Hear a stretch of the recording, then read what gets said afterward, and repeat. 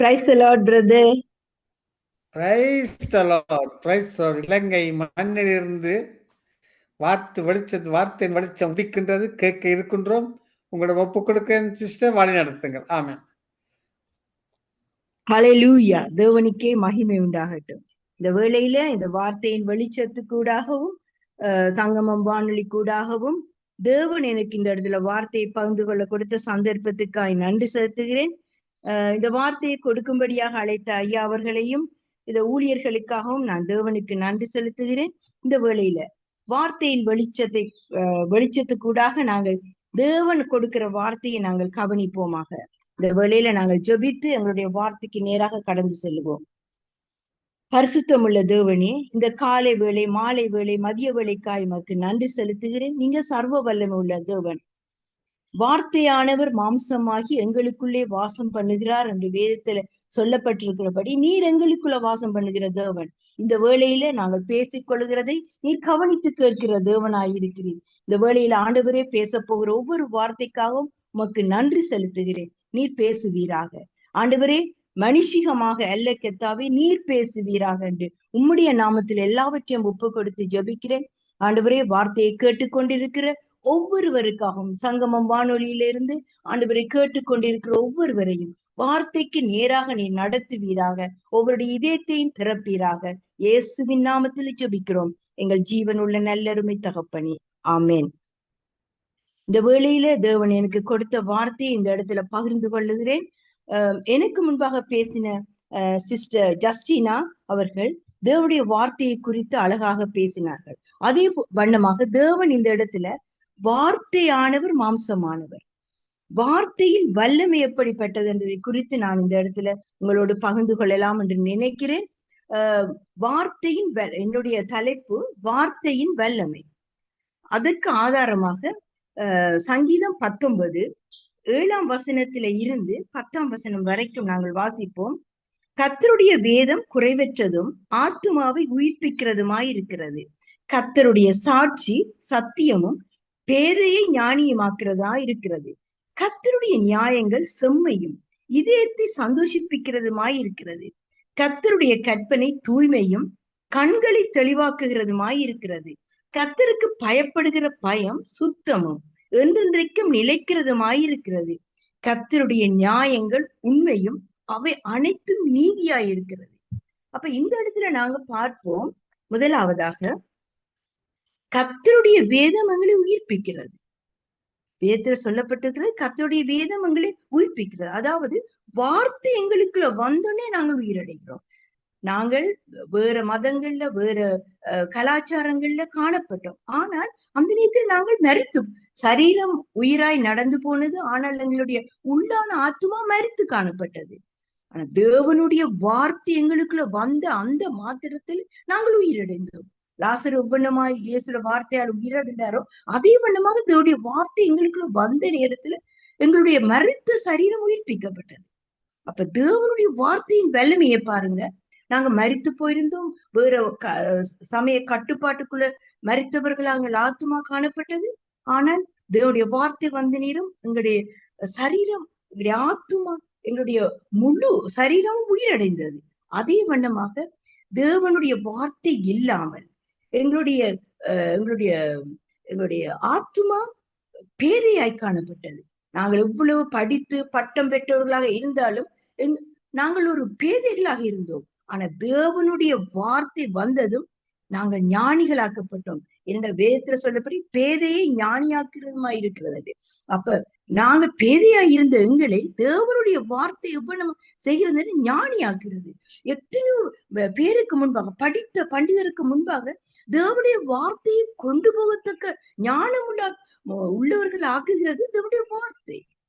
தேவனுடைய வார்த்தை இல்லாமல் நான் ஒரு பட்டதாரியா இருந்தாலும் அந்த இடத்துல போய் எங்களுக்கு பேச வார்த்தை வராது. என்ன வார்த்தை இருக்கிறது பேசுவதற்கு? தேவனுடைய வார்த்தை எங்களுக்குள்ள வந்த அந்த நிமிஷத்துல நான் ஞானி ஆகிறேன். எத்தனையோ பேருக்கு முன்பாக நான் வார்த்தையை கொடுக்க என்னை தேவன் பலப்படுத்துகிறார், என்னை ஞானி ஆக்குகிறார். அது மாத்திரமல்ல, அது செம்மையானது. தேவனுடைய வார்த்தை செம்மையானது. அது எங்கள் இதயத்தை சந்தோஷிப்பிக்கிறது.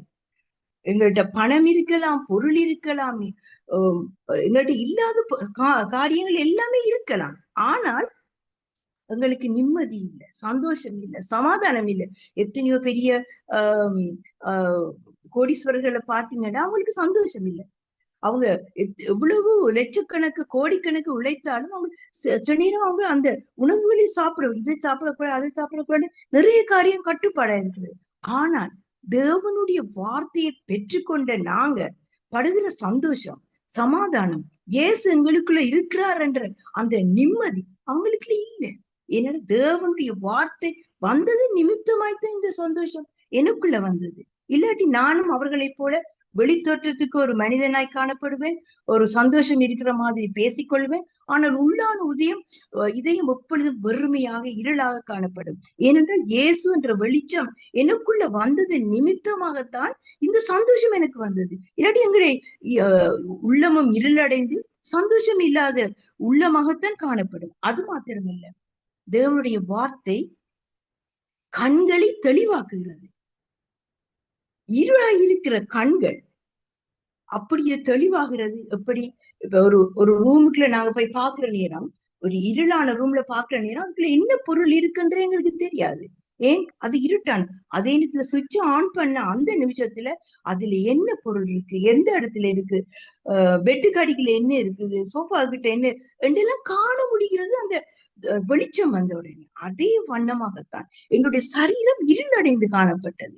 ஏன்? தேவனுடைய வார்த்தை இல்லாமல், தேவன் இல்லாமல் இருளா இருந்தோம். ஆனா தேவனுடைய வார்த்தை வந்த அந்த மாத்திரத்துல எங்களுடைய இருள் எல்லாம் போய், இப்படி ரூமுக்குள்ள சுவிட்ச போட்ட உடனே எல்லா இடமும் வெளிச்சம் எவ்வளமாய் வந்ததோ அதே விதமாக தேவனுடைய வார்த்தை எங்கட உள்ளத்துக்குள்ள வந்த அந்த நிமிஷத்துல அந்த இருள் போனது தெரியல, எல்லாம் வெளிச்சமாக. ஏன்?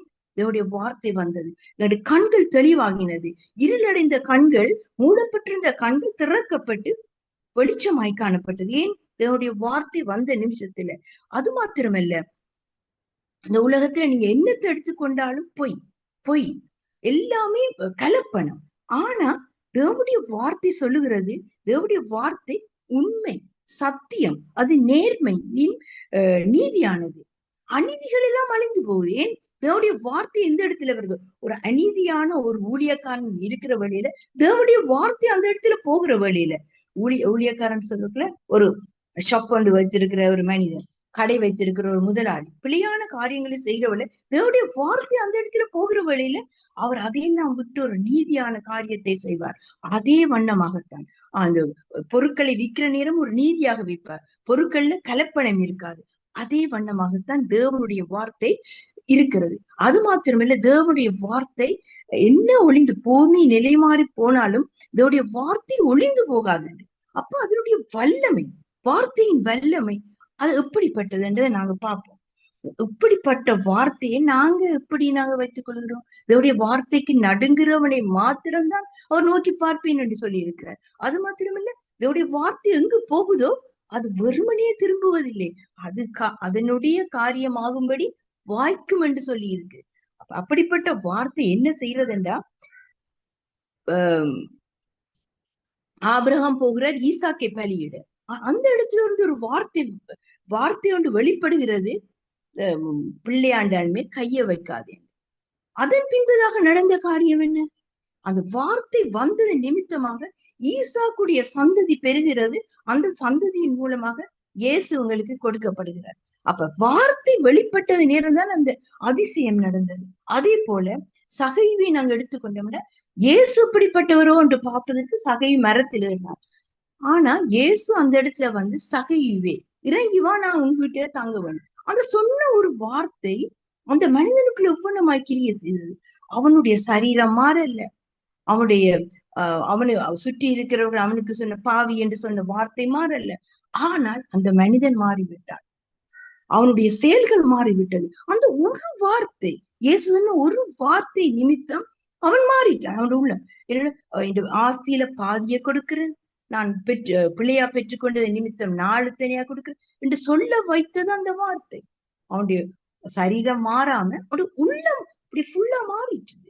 அப்ப இந்த வார்த்தைக்கு அதிகாரம் உண்டு. இந்த வார்த்தையில வல்லமையை பாருங்க. அடுத்ததாக நாங்க 100க்கு அதிபதி வருகிறார். அவர் சொல்றார் இயேசுட்ட வந்து, இந்த வேலைக்காரன் வியாதியா இருக்கிறாங்க. அப்ப இயேசு சொல்ற, நான் வந்து அவன் சொஸ்தமாக்குவேன். அந்த மனிதனுடைய விசுவாசத்தை பாருங்க. இந்த வார்த்தை அவன் கண்டுபிடித்தபடினால் தான் அவனுக்கு விசுவாசமே வந்தது. அவன் சொல்லுகிறான், நீங்க வர்றதுக்கு எனக்கு தகுதி இல்ல, நீங்க ஒரு வார்த்தை மாத்திரம் சொல்லுங்க. அப்ப அந்த இடத்துல இயேசு சொன்ன ஒரு வார்த்தை அந்த மனிதனை அந்த 100க்கு அதிபதியை உயிர்ப்பித்தது, அவனுடைய குடும்பத்தை உயிர்ப்பித்தது, வேலைக்காரனை சுத்தப்படுத்தினது. அப்ப அந்த வார்த்தையின் வல்லமையினாலதான் எல்லா காரியங்களும் நடக்குது. அடுத்தது அவங்க பார்த்தோம்னா லாசருவை பார்ப்போம். லாசருவை பார்க்கிற நேரம் சகோதரி சொல்றா, 4 நாள் ஆயிட்டு நாறுமே என்று ஒரு கதையை சொல்றா. ஆனா இயேசு அந்த கதைகளுக்கு ஒன்றுமே காது கொடுக்காம இயேசு சொல்ற, லாசருவே வெளியே வா. இது மட்டும்தான் அவர் சொன்ன வார்த்தை. அந்த வார்த்தையை கேட்ட உடனே அந்த அழுகி போன சரீரம், உயிரற்ற சரீரம், கட்டுப்பட்டு இருக்கிற சரீரம் உடனே எழும்பி வாசலுக்கு வந்தது. தேவனுடைய வார்த்தையின் வல்லமையை நாங்க அறிந்து கொள்ள வேண்டும். தேவனுடைய வார்த்தை எப்படிப்பட்டது என்று அதை பிடித்துக் கொள்ள வேண்டும்.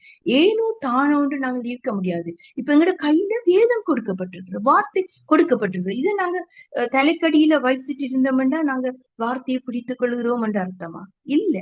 நாங்க வார்த்தையை வாசிக்க வேண்டும். இந்த வார்த்தை என்ன சொல்லப்படுகிறது அறிந்து கொள்ள வேண்டும். அடுத்தா நாங்க பார்த்தோம்னா இயேசு இக்கரையிலிருந்து அக்கறைக்கு போகிற வழியில கடல்ல பிரயாணம் பண்ணுகிற வேளையில அந்த இடத்துல பிரதான காற்றடிக்குது, கடல் கொந்தளிக்குது. இயேசுவை போக விடாமல் அந்த இடத்துல பிரதான ஒரு ஆர்ப்பாட்டம் நடக்கிறது.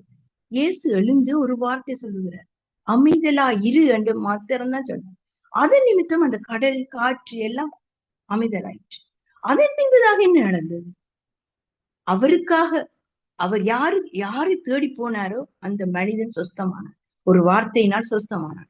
அந்த மனிதன் வார்த்தையினால் சொஸ்தமானது மாத்திரமல்ல, அந்த கிராமம், அந்த மனிதனுடைய கிராமமே அவனுடைய இயேசு சொன்ன அந்த வார்த்தையை அந்த மனிதன் கொண்டு போகிற வேளையில அந்த கிராமமே ரட்சிக்கப்பட்டது, அந்த இடமே ரட்சிக்கப்பட்டது. அப்ப தேவனுடைய வார்த்தையில வல்லமை. மனிதன் பேசுற வார்த்தை அல்ல, தேவனுடைய வார்த்தை எப்படிமாய் கிரியை செய்கிறது என்று பாருங்க. அதே போல திமிர்வாதக்காரன் படுத்திருக்கிறான். திமிர்வாதக்காரனுக்கு ஏன் சொல்ற, எழுந்து படுக்கை எடுத்துக்கொண்டு போவான். சொன்ன மாத்திரத்திலேயே அவன் எழும்பி நடந்து போயிட்டான். அந்த வார்த்தையின் வல்லமை எப்படிப்பட்டது? நாங்கள் இந்த வார்த்தை தான் எங்கட கையில இருக்குது. நாங்கள் இந்த வார்த்தையை எவ்வளமாய் பிரயோகிக்கிறோம், பாவிக்கிறோம். எங்களோட வாழ்க்கையில நடைமுறையில நாங்கள் அதை பாவிக்கிறோமா? அதை நாங்கள் நடைமுறைப்படுத்துகிறோமா? ஏனோ தானோ என்று நாங்கள் அதை வைத்திருக்கிறோமா? நாங்கள் கொஞ்சம் சிந்தித்து பார்ப்போம். ஆதியாகமத்தை நாங்கள் எடுத்துக்கொண்டோம் என்றால் தேவனுடைய வார்த்தை அந்த எல்லாவற்றையும் மாற்ற வல்லமை உள்ளதா இருக்கிறது. சூழ்நிலைகள், காலநிலைகள் எல்லாவற்றையும் மாற்ற தேவனுடைய வார்த்தை மாத்திரம்தான் வல்லமை உள்ளது. இப்ப ஊழியக்காரர்களே நாங்க பாத்தீங்கன்னா அவங்க ஒரு வார்த்தை சொல்லுவாங்க. ஒரு சுகம் இல்லாத ஒருவனுக்கு, கால் நடக்க முடியாதவனை பார்த்து நீ எழுந்து நட என்று சொன்ன உடனே அந்த தேவன் கற்றுக் கொடுத்த அந்த வார்த்தை அவர்கள் பிரயோகிக்கிற வேளையில அந்த மனிதன் எழுந்து நடக்கிறார். அந்த எங்களோட கண்ணு கூடாக அது நடக்கிறது, நாங்கள் அதை பார்க்கிறோம்.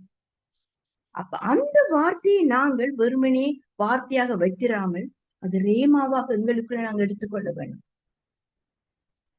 வார்த்தை இல்லாமல் நாங்கள் இல்லை, வார்த்தை இல்லாமல் தேவனை நாங்கள் அறிந்து கொள்ள முடியாது. ஏனென்றால் சரீரம், அந்த வார்த்தை மாம்சமாகி எங்களுக்குள்ள வாசம் பண்ணுகிறார் என்று சொல்லப்பட்டிருக்கிறது. அப்ப இயேசு வந்து அது வார்த்தை, அந்த வார்த்தை எங்களுக்குள்ள இருக்கிறது. இப்ப இயேசு எங்களுக்குள்ளதான் இருக்கிறார்.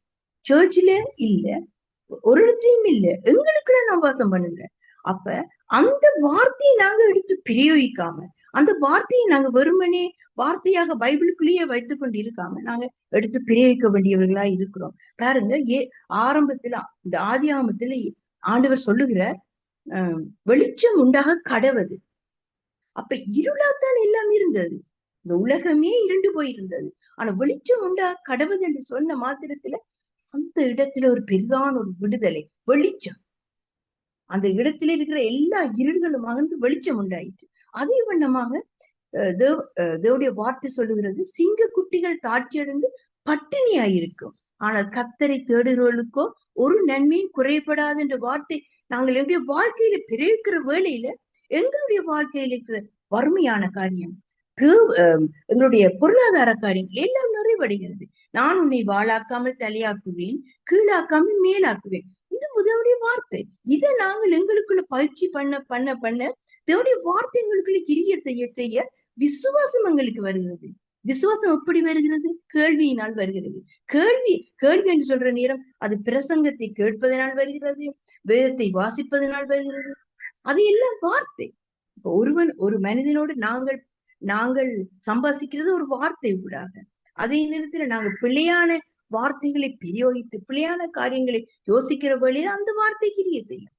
அது பிசாசுடைய வார்த்தையை எங்களுக்குள்ள கிரிய செய்யும். அப்படி இல்லாதபடிக்கு தேவனுடைய வார்த்தை என்ன சொல்லுகிறது? தேவன் எங்கள் மூடாக மற்றவர்களுக்கு என்ன பேசுகிறார்? தேவன் எங்களுக்கு என்ன பேசுகிறார்? இப்ப எசேக்கியேல பாத்தீங்கன்னா, எசேக்கியேலுக்கு தேவன் சொல்லுகிறார், நீ போய் அந்த எலும்புகளுக்குள்ள எலும்போடு பேசண்டு சொன்ன நேரத்துல அவர் பேசுகிறார். பேச பேச பேச அந்த எலும்புகள் உயிரடைகிறது, சரீரம் உண்டாகிறது, நரம்புகள் உண்டாகிறது, சுவாசம் ஏற்படுகிறது. எல்லாம் அது ஒரு வார்த்தையினாலதான் நடக்கிறது. எனவே நாங்கள் வார்த்தையை பிடித்துக் கொள்வோம், வார்த்தையை கற்றுக்கொள்வோம், வார்த்தையை நாங்கள் செவி கொடுப்போம். ஏனென்றால் தேவன் சொல்லுகிறார், வார்த்தைக்கு நடுங்குகிறவனை நான் நோக்கி பார்ப்பேன் என்று. என்னுடைய வார்த்தைக்கு நடுங்குகிறவனை நான் நோக்கி பார்ப்பேன். அப்ப வார்த்தைக்கு எவ்வளவு முக்கியமானது. உலகத்துல எல்லாம் அழிந்து போன வார்த்தை ஒரு உறுப்பு அழிந்து போகாது என்று வேதத்துல தேவன் சொல்லி வைத்திருக்கிறார். அதே போல என்னுடைய வேதத்தை மறந்தால் நானுடைய பிள்ளைகளை மறப்பேன் என்று சொல்லியிருக்கிறார். அப்ப வேதம் என்று சொல்றது வார்த்தை. அந்த வார்த்தையை மறந்த தேவன் எங்களுடைய பிள்ளை எல்லாம் மறந்து போயிடுவார். அப்ப நாங்க வார்த்தைக்கு முதலிடம் கொடுக்கிறவர்களாய் நாங்கள் இருக்க வேண்டும். ஏனோ தானோ ஒன்று வார்த்தையை வாசிக்க முடியாது. நாங்கள் ஒவ்வொரு நாளும் வாசிக்கிற வார்த்தையை எங்களுக்குள்ள நாங்க பயிற்சி பண்ணி கொள்ள வேண்டும், எங்களுக்குள்ள நாங்கள் எடுத்துக்கொள்ள வேண்டும். அதற்கு பின்பதாக மற்றவர்களுக்காக நாங்கள் அந்த வார்த்தையை குறித்து நாங்கள் பேச வேண்டியதா இருக்கிறோம். வார்த்தையை நாங்கள் எங்களுக்குள்ள எடுத்து எங்களுக்குள்ளேயே நான் வைத்துக் கொண்டிருக்க முடியாது. அது பழைய துருத்தியாய் மாறிவிடும். அது புது துருத்தியாகும்படியாக நாங்கள் ஒவ்வொரு நாளும் நிறைய வேண்டியவர்களாய் இருக்கிறோம். பழைய காரியங்களை வைத்துக் கொண்டிருந்தால் அது பழுதுபட்டு போயிடும். அது இறைக்காத கிணறு, பாவிக்காத கிணறு போல அது ஊத்த தண்ணியாவே இருக்கும். அது இறைக்கத்தான் புதிய தண்ணீர் அந்த இடத்துல இருந்து உருவாக்கப்படும். அதே வண்ணமா தேவனுடைய வார்த்தைக்கு எங்க போனாலும் தேவனுடைய வார்த்தைக்கு நாங்கள் முதலிடம் கொடுப்போம், தேவனுடைய வார்த்தைக்கு நாங்கள் நடுங்குவோம், தேவனுடைய வார்த்தையை நாங்கள் கற்றுக்கொள்வோம். அதே நேரத்துல கற்றுக் கொடுப்போம். கற்றுக்கொண்டு நாங்கள் கற்றுக் கொடுக்கத்தான் மற்றவர்களுக்கு கொடுக்கத்தான் அது ஊறிக்கொண்டு வருது. அதே போலதான் தேவனுடைய வார்த்தைக்கு நாங்கள் நடுங்குவோம், தேவனுடைய வார்த்தையை நாங்கள் விட்டு கொடுப்போம், தேவனுடைய வார்த்தையை நாங்கள் பேசுவோம். ஒவ்வொரு நாளும் அவருடைய வெளிச்சத்துல நாங்கள் வெளிச்சம் காண்போம். தாவீது சொல்லுகிறார், உம்முடைய வார்த்தைக்கு நான் நடுங்குகிறேன் என்று. அது மாத்திரமல்ல, நீர் என்னை நம்ப பண்ணின வசனத்தை அடியேனுக்கு நினைத்தரும். அப்ப வசனத்தை அவர் வாசிச்சு அந்த வார்த்தைக்கு நடுங்குகிறார். நடுங்குற நிமித்தம் அவர் சொல்றார், உங்களுடைய வசனத்தை நினைத்தரணும், நான் அந்த வசனம் வைத்திருக்கிறேன், அந்த வசனத்தை நினைத்தரணும் என்று. அப்ப அப்படிப்பட்ட ஒரு வார்த்தையை நாங்கள் கேட்கிற வேளையில தேவனுடைய நாமத்துக்கு எவ்வளவு மகிமையை நாங்கள் கொடுக்க வேண்டும், எவ்வளவு விசுவாசமாக நாங்கள் காணப்பட வேண்டும். ஏனோ தானோ என்று இனிமேல் வார்த்தையை வாசிக்காதபடி தேவனுடைய வார்த்தைக்கு நாங்கள் நடுங்குவோம். அது எங்களுடைய ஆத்துமாவை உயிர்ப்பிக்கிறது, எங்களை பேதையா இருக்கிற எங்களை ஞானியாக்குகிறது, அது எங்கள் உள்ளத்தை சந்தோஷிக்க பண்ணுகிறது, அது எங்களுடைய கண்களை தெளிவாக்குகிறது, எங்களை இந்த பூமியில ஒரு மனிதனாய் நிலைநிறுத்தி இருக்கிறது. அது அந்த வார்த்தை உண்மையானது, சத்தியமானது, நீதியானது, சுத்தமானது. கடைசியாக நாங்க ஒரு வார்த்தையை பார்ப்போம். அந்த சங்கீதத்துல சங்கீதம் 19 10ஆம் வசனத்தை பார்ப்போம். அவைகள் பொன்னிலும் மிகுந்த பசும் பொன்னிலும் விரும்பப்படத்தக்கதும் தேனிலும் தேன் கூட்டில் இருந்து ஒழுகுகிற தெளி தேனிலும் மதுரமாயிருக்கிறது. அவைகளால் உமது அடியேன் எச்சரிக்கப்படுகிறேன். எவ்வளவு சுத்தமான வார்த்தை என்று பாருங்க. தேன் கூட்டில இருந்து வழிகிற தெளி தேனிலும் மதுரமாயிருக்கிறார். அப்படிப்பட்ட வார்த்தை எங்களுக்குள்ள இருக்கிறது, எங்களுடைய கரங்கள்ல இருக்கிறது, எங்கள் வாய்கள்ல இருக்கிறது. அந்த வார்த்தையை நாங்கள் எடுத்து பயன்படுத்துவோம். கர்த்தருக்கு மகிமையாக நாங்கள் மகிமையான காரியங்களை செய்வோம். அந்த வார்த்தையை தேவனை அறியாதவர்களுக்கு நாங்கள் பேசுவோம். அவர்களை கூட தேவனுடைய வார்த்தைக்குள்ளாக நாங்கள் கொண்டு வருவோம். கர்த்தருடைய வார்த்தைக்கு நாங்கள் நடுங்குவோம். தேவன் எங்களை எப்பொழுதுமே ஆசீர்வதிப்பார், எங்களை வழி நடத்துவார். நாங்கள் நன்றி செலுத்துவோம். தேவனே, இந்த வார்த்தை எங்களுக்கு கொடுத்தபடியினால் எங்களுக்கு கொடான கொடி சோத்திரம். இந்த வார்த்தை இல்லாவிட்டால் ஆண்டவரே நாங்கள் ஒரு ஒரு மனித ஜீவன்களாக அல்ல, ஒரு ஜடங்களாக நாங்கள் இருந்திருப்போம். உம்முடைய வார்த்தை எங்களுடைய கண்களை தெளிவாக்குகிறது, எங்கள் இதயத்தை சுத்திகரிக்கிறது, எங்களை ஆண்டவர் உம்முடைய வல்லமைக்குள்ளாக நடப்பிக்கிறது, எங்களை உயிர் உள்ளவர்களாக்குகிறது. கெத்தாவே, உம்முடைய வார்த்தை எங்களை சந்தோஷிப்பிக்கிறது. அதற்காக உமக்கு நன்றி செலுத்துகிறோம். ஆண்டவரே, ஒவ்வொருவருடைய இதயத்திலும் ஆண்டவரே இந்த வார்த்தையானது விழுந்து பெரிதான காரியங்களை செய்யட்டும். 1, 30, 60, 100 ஆண்டவரை பலன் கொடுக்கட்டும். கல்களில் விழுந்த வார்த்தைகளாக அல்ல தகப்பனே, ஆண்டவரே நல்ல நிலத்தில் விழுந்த வார்த்தைகளாக இந்த வார்த்தைகள் விழுந்து ஆண்டவரை பயிர் கொடுக்கத்தக்கதாக உம்முடைய நாமத்தில் நாங்கள் ஜெபிக்கிறோம் ஐயா. கேட்டுக்கொண்டிருக்கிற ஒவ்வொருவரும், சங்கமம் வானொலியில கேட்டுக்கொண்டிருக்கிற ஒவ்வொரு மத்தியிலும் இந்த வார்த்தை கிரியை செய்ய வேண்டுமாய் உம்முடைய கரத்துல நாங்கள் ஒப்பு கொடுக்கிறோம். தூயவரை நீ பேசின ஒவ்வொரு காரியங்களுக்காக உமக்கு நன்றி செலுத்தி இயேசுவின் நாமத்தினாலே இந்த வேளை முழுவதையும் ஒப்பு கொடுக்கிறேன். ஆண்டவரே, கேட்டுக்கொண்டிருக்கிற ஒவ்வொருவரையும் ஆசீர்வதியும். அதே போல ஆண்டவரே, இந்த சந்தர்ப்பத்தை கொடுத்த அந்த வானொலிக்காய் நன்றி செலுத்துகிறேன். அதே போல ஐயா அவர்களுக்காகவும் இதுல ஊழியம் செய்கிற ஒவ்வொருவருக்காக நன்றி செலுத்தி இயேசுவின் நாமத்தினால் எல்லாவற்றையும் ஒப்பு கொடுத்து ஜெபிக்கிறேன் எங்கள் ஜீவன் உள்ள நல்லருமை தகப்பனே. ஆமேன். ஆமேன். ஆமேன். நன்றி சிஸ்டர் மேகலா வாஸ். இன்றைய நாளிலே வார்த்தையின் வெளிச்சத்திலே வார்த்தையின் வல்லமை என்ற செய்தியை பகிர்ந்திருக்கிறீர்கள். மிகவும் உற்சாகமாக ஆர்வத்தோடு வந்திருக்கிறீர்கள். காரணம், நீங்கள் நன்றாக ஜெபித்திருக்கிறீர்கள். இந்த செய்திக்காக பாரப்பட்டு ஜெபித்து வார்த்தையை நன்றாக தியானித்து ஆவியானுடைய அபிஷேகத்தோடு வந்துதான் இந்த செய்தி இங்கே கொடுத்திருக்கிறீர்கள். மிக மிக ஆசீர்வாதமா இருந்தது. உற்சாகமாக சொன்னீர்கள். இப்படி உற்சாகத்தை நான் இன்றுதான் உங்களுடன் காண்கிறேன். சங்கீதம் 19:7, 10 உள்ள வசனங்களை விளக்கி படித்தவர்கள் கோடீஸ்வரர்கள் சமாதானம் இல்லை. உண்மைதான். பெரிய வீடு, பங்களா, விலையுறந்த வாகனம், சமாதானம் இல்லை. ஆனால் வார்த்தையை கற்றவர்களுக்கு சமாதானம் உண்டு. அதாவது இயேசுவின் வெளிச்சம் உதிப்பது தேவ பிள்ளைகளுக்கு. உலகத்தாருக்கு பட்டம் படைத்து உயர்ந்த வேலையில் இருப்பவர் இருள் சூழ்ந்து இருக்கிறது. ஆபிரகாமை சந்தித்தது வார்த்தை. சகையு இயேசு எப்படிப்பட்டவரோ அதான் அவனுடைய வாஞ்சை. இயேசு எப்படிப்பட்டவரோ அவன் வார்த்தையை கேட்டிருக்கிறான், அற்புதங்கள் அடையாளங்களை கேட்டிருக்கிறான். ஆனால் அவன் உள்ளத்துக்குள்ள இருந்தது இயேசு எப்படிப்பட்டவரோ அந்த ஒரு வாஞ்சியை ஆண்டவர் அறிந்தார். ஆண்டவருக்கு விளங்கிற்று. அற்புதம் நடந்தது, வெளிச்சம் உதித்தது.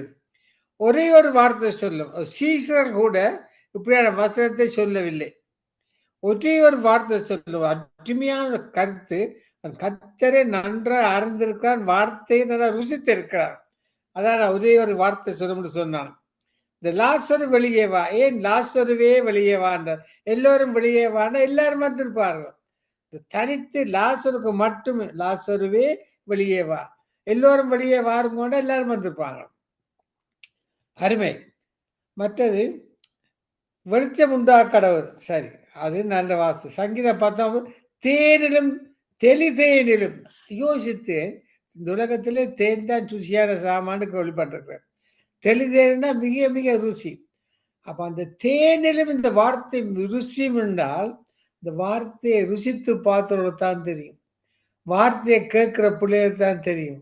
வார்த்தையை சொல்லும்போது குறிப்பிடுத்த பிள்ளைகளுக்கு தான் தெரியும். யார் யார் வார்த்தையை ருசிக்கிறார்களோ, கேட்கிறார்களோ, படிக்கிறார்களோ அவர்களுக்குத்தான் அந்த தெளிதேனிலும் இந்த வார்த்தை ருசியா இருக்கு, மற்றவர்களுக்கு தெரியாது. அருமையான வார்த்தை. உற்சாகமா கொடுத்தீர்கள். மிகவும் ஆசீர்வாதம். ஒவ்வொரு செவ்வாய்க்கிழமையும் உங்களுக்கு நிரந்தரமான நேரம். ஒவ்வொரு செவ்வாய்க்கிழமையும் இதே நேரத்தில் நீங்கள் செய்து கொடுக்கணும். பெர்மனன்ட். உங்களுக்கு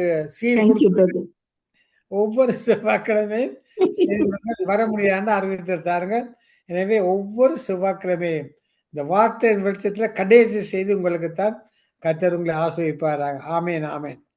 உண்மையிலே நாளிலே இந்த வார்த்தையின் வெளிச்சம் எல்லாம் மிக மிக ஆச்சரியம். அந்த காரணம் இதோ பால ஜெபித்திருக்கிறேன். ஐயா, அந்த வார்த்தை வெளிச்சத்தில் அற்புதம் அடையாளம் நடக்கணும். வார்த்தையில கேட்கிற பிள்ளைகளுக்கு ஒரு அற்புதம் நடக்கும். ஜெபம், இந்த ஜெபத்தின் மூலம் ஒரு கரைக்கொண்டு கலக்கி விட்டார்கள் இந்த வார்த்தையின் வெளிச்சத்தை. உண்மையிலே மிகவும் ஆசீர்வாதமா இருந்த எல்லா ஊழியர்களும் வார்த்தையை கலக்குன்னு கலக்கி விட்டார்கள். அதுக்காக காரணம் ஆவியானவர் இந்த கேட்கிற பிள்ளைகள் கூட ஜெபித்து இருப்பார்கள். தேவ ஊழியர்கள் வந்து கேட்கும் பொழுது உண்மையிலே எனக்கு ஒரு சந்தோஷம். இப்படியாக இன்றைய நாளே இந்த நித்திய வார்த்தை வெளிச்சத்திலே வார்த்தையை கேட்ட பிள்ளைகள், துதித்த பிள்ளைகள், பாடிய பிள்ளைகள், கவிதையை வாசித்தவர்கள், வார்த்தையை கொடுத்த ஊழியக்காரர்கள் அனைவரையும் தேவன் அபரிதமாக ஆசீர்வதிப்பாராக. நாங்கள் முடிவு ஜெபத்தை எடுக்க சிஸ்டர் ரஜினி